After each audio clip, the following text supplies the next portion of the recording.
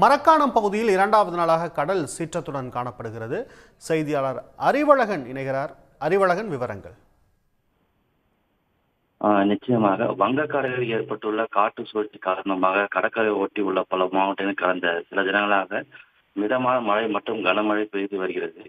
இந்நிலையில் காற்று சுழற்சி அடுத்த நாட்களில் காற்றழுத்த பகுதியாக மாறக்கூடும் என வானிலை மையம் அறிவித்துள்ளது.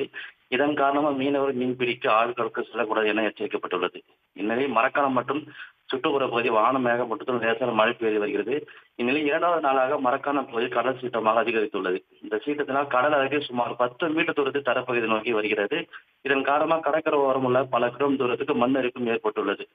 இதுபோல் இந்த கடல் அலை சீற்றத்தினால் மரக்காணம் பகுதியில் உள்ள பெரும்பாலும் மீனவர்கள் மீன்பிடிக்க கடலுக்கு செல்லவில்லை. இதனால் மீனவர் தங்களது பைப்படப்படும் மற்றும் மீன்பிடி சாதனை கடற்கரை ஓரம் பத்திரமாக நிறுத்தி வைத்துள்ளனர். விவரங்களுக்கு நன்றி அறிவழகன். உடனுக்குடன் செய்திகளை தெரிந்து கொள்ள சன் நியூஸ் பெல் ஐகானை கிளிக் பண்ணுங்க.